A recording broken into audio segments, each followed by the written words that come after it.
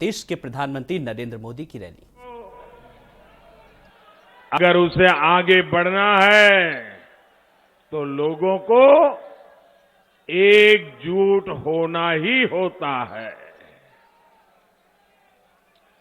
भारत के तेज विकास के लिए, यूपी के तेज विकास के लिए हम सभी का एकजुट बने रहना, ये हमारे उज्जवल भविष्य के लिए बहुत जरूरी है।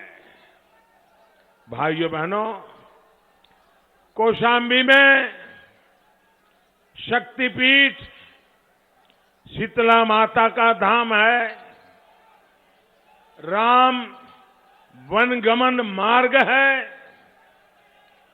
प्रभासगिरी पर्वत है, महात्मा बुद्ध का चातुर्मासा स्थान है।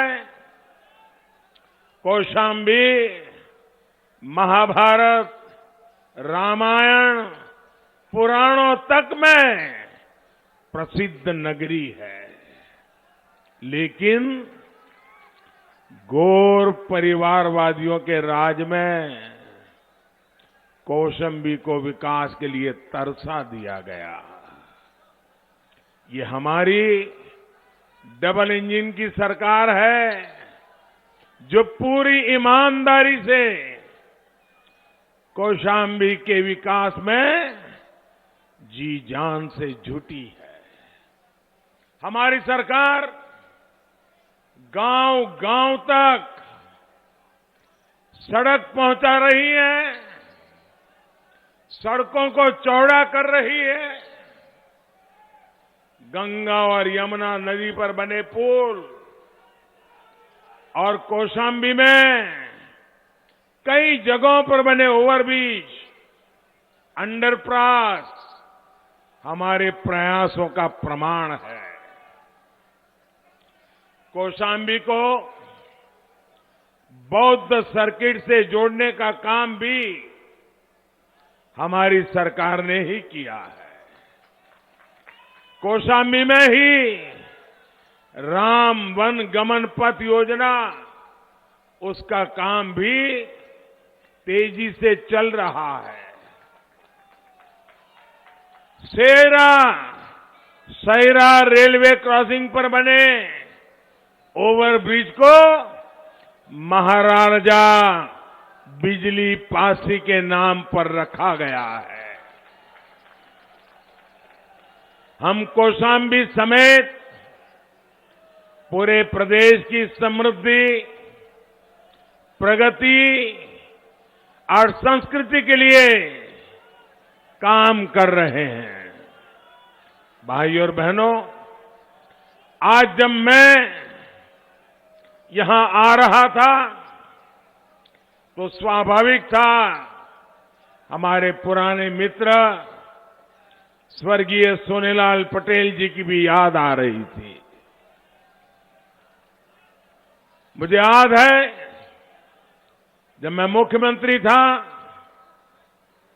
तो जब भी गुजरात आते थे हमेशा उनसे मिलने का अवसर मिलता था। वे अमूल डेयरी में रुचि लेते थे, कोऑपरेटिव डेयरी में रुचि लेते थे। उन्हें अपना पूरा जीवन गरीब, शोषित, पिछड़े, दलित वर्ग के कल्याण में लगा दिया। साथियों, आज हम सुविधा के साथ आपकी आकांक्षाओं की पूर्ति के लिए भी काम कर रहे हैं। यहां के पीतल, कांसे के उत्पादों को बर्बाद कर दिया गया था। अब हम तेजी से इसे पहचान दिलाने में जुटे हैं। वन डिस्ट्रिक्ट वन प्रोडक्ट योजना की वजह से यहां के केले की पहचान अब पूरे देश में बन रही है। साथियों, बिना भेदभाव यूपी के हर क्षेत्र का विकास हर वर्ग का विकास भाजपा की डबल इंजन की सरकार की प्राथमिकता है। हम गरीब की छोटी से छोटी जरूरतों को पूरा करने में दिन रात जुटे हुए हैं। गरीब के पास पक्का घर हो, घर में नल हो, नल में जल हो, एलईडी बल्ब का उजाला हो, उज्ज्वला का गैस कनेक्शन हो, शौचालय हो, हमारी सरकार इसे सुनिश्चित कराने में जुटी है। गरीब को इलाज में दिक्कत ना हो, इसके लिए उसे आयुष्मान कार्ड दिया जा रहा है। गरीब दुकानदारों को, खेत मजदूरों को, रेहड़ी पटरी वालों को पेंशन के लिए भी योजनाएं शुरू की गई हैं। पीएम किसान योजना के तहत कौशांबी के 2 लाख से ज्यादा किसानों के खाते में 350 करोड़ रुपए सीधे किसानों के खाते में जमा किए हैं। साथियों, इस कोरोना काल में आपने देख लिया है कि जब गरीब का दर्द दिल में होता है तो सरकार कैसे गरीबों के लिए काम करती है। हमारी सरकार पिछले 2 साल से यूपी के 15 करोड़ लोगों को मुफ्त राशन दे रही है। जिस राशन की उसने कभी कल्पना भी नहीं की थी, उसका दाना दाना आज उस गरीब तक पहुंच रहा है। सरकारी राशन की दुकानों का पहले क्या हाल रहा है, ये आप मुझसे भी ज्यादा जानते हैं। और कोरोना के समय सब कुछ ठीक कैसे चल रहा है, हर गरीब को राशन कैसे मिल रहा है, ये भी जानना बहुत जरूरी है। साथियों, इसके लिए आपको पुराने दिनों को, उनकी सरकार के समय यहां क्या हाल थे, उसको जरा मैं याद कराना चाहता हूं। पहले की सरकारों में राशन की दुकानों से गरीब के लिए भेजा गया अनाज राशन माफिया के पास पहुंच जाता था। दुकान के सामने कब राशन बांटने की तारीख लिखी गई, कब राशन खत्म हो गया, एक गरीब को पता ही नहीं चलता था। व्यापारवादियों के दलाल गरीब का राशन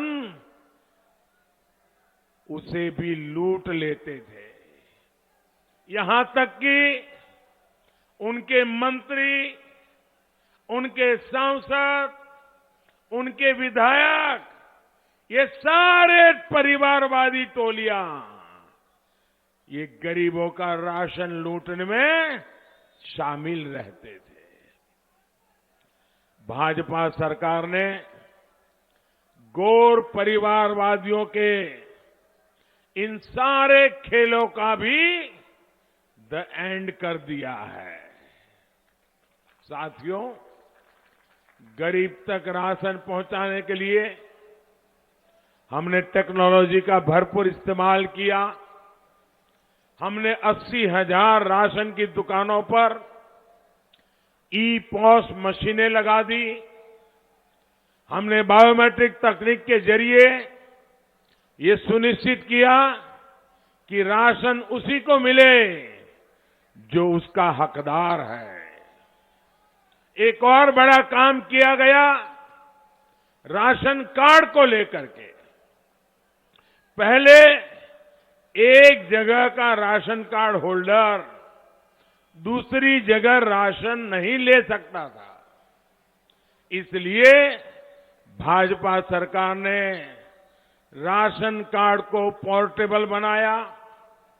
ये सुविधा गरीब को दी कि वो किसी भी राशन की दुकान से अनाज ले सके।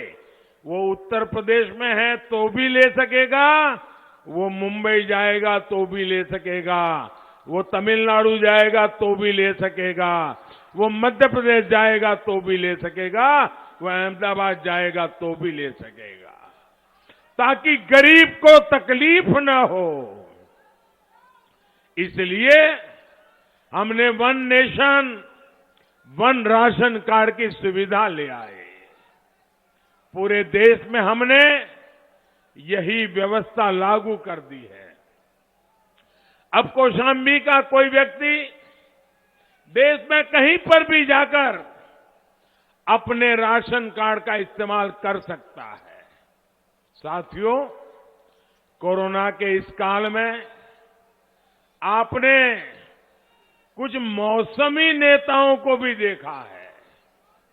कोरोना आया तो गायब हो गए, कोरोना कंट्रोल हुआ तो फिर आ गए, चुनाव आया तो आ गया, चुनाव खत्म तो विदेश चलो। जब लोग महामारी में परेशान थे तो वो गायब थे, चुनाव आया तो घर से बाहर निकल आए। ये लोग यूपी की जनता को वैक्सीन लगवाने के खिलाफ भड़काते रहे और जब अपनी बारी आई तो चुपचाप वैक्सीन लगवा ली। ऐसे मौसमी नेताओं को यूपी की जनता पूरी तरह पहचानती है। साथियों, ये मौसमी नेता 10 मार्च के बाद फिर घूमने निकल जाएंगे। वहीं भाजपा सरकार यूपी में स्वास्थ्य सेवाओं को बेहतर बनाने के उसके लिए लगातार नई नई योजनाओं के साथ, नए नए प्रकल्पों के साथ, नई ऊर्जा के साथ आप सबकी चिंता कर रही है। यहां कौशाम्बी के मंजनपुर में बन रहा medical college, trauma centre, Kaushambi जिला अस्पताल में ऑक्सीजन प्लांट, सिराथू में मिनी ऑक्सीजन प्लांट हमारे इसी संकल्प को साबित करता है। भाई और बहनों, यूपी का कोई व्यक्ति भूल नहीं सकता कि पिछली सरकार में जमीन परिवारवादियों का शासन था तो क्या क्या होता था। कानून व्यवस्था पंगु बना दी गई थी। गुंडे माफिया खुलेआम जमीनों पर कब्जा कर लेते थे। गुंडागिर्दी इतनी चरम पर थी कि बहन बेटियां घर से निकल भी नहीं पाती थी। और आज भाजपा सरकार की अनेकों योजनाओं से हमारी बेटियों का भविष्य संवर रहा है। वो शासन करने के बजाय वो शासन नहीं, शोषण करते थे।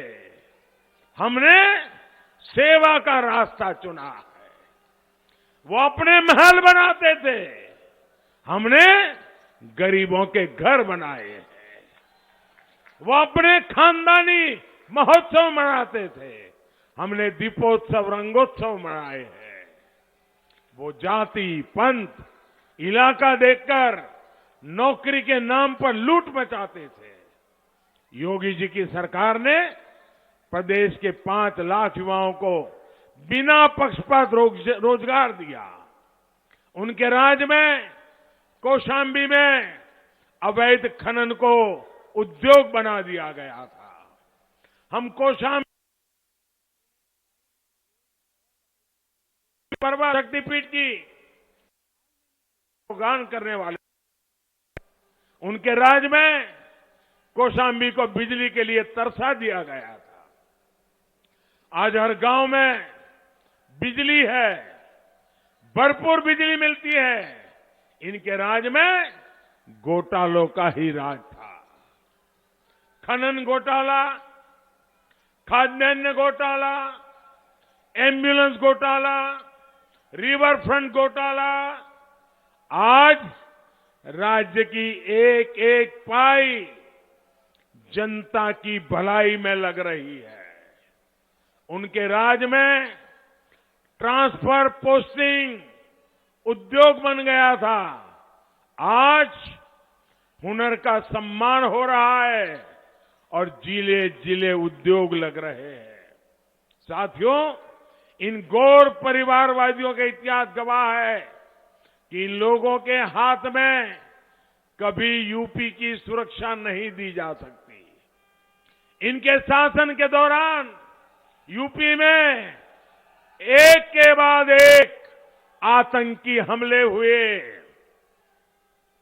दुर्भाग्य से इन धमाकों के आतंकियों को कड़ी सजा के बजाय समाजवादी सरकार ने उनकी रिहाई के लिए जमीन आसमान एक कर दिया।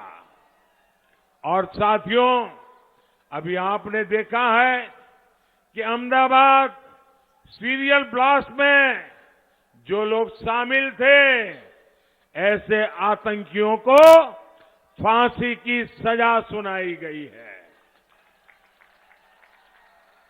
आप मुझे बताइए, निर्दोषों को, मारने वालों को कानून से सजा मिलनी चाहिए कि नहीं मिलनी चाहिए? कानून ने कानून का काम करना चाहिए कि नहीं करना चाहिए? आतंकवादियों को जड़ से उखाड़ना चाहिए कि नहीं करना चाहिए? देश को बर्बाद करने जो आतंकी निकले थे, उन्हें अदालत ने पूरी जांच पड़ताल के बाद अनेक वर्षों तक केस चला, बहुत बारीकी से जांच पड़ताल हुई और उसके बाद अदालत ने पिछले सप्ताह सजा दी है। अब मुझे बताइए, निर्दोष लोगों को मारने वाले आतंकियों को सजा हुई, आपको अच्छा लगा? आपको अच्छा लगा? आपको अच्छा लगा? सजा होनी चाहिए थी कि नहीं होनी चाहिए थी? फांसी मिली तो ज्यादा अच्छा लगा कि नहीं लगा? ने सजा दी, अच्छा लगा कि नहीं लगा? आप सबको अच्छा लगा ना? गुनहगार को सजा मिली, आपको अच्छा लगा ना? पूरे देश को अच्छा लगा। लेकिन इन गौर परिवारवादियों में से किसी ने भी देश हित से जुड़े इतने महत्वपूर्ण फैसले का स्वागत तक नहीं किया। उनके मुंह पे ताले लग गए। भाइयों, ये क्यों चुप है? न्यायपालिका ने सजा दी है, निर्दोषों को मारने वालों को सजा दी है, 56 लोगों को मार दिया गया था।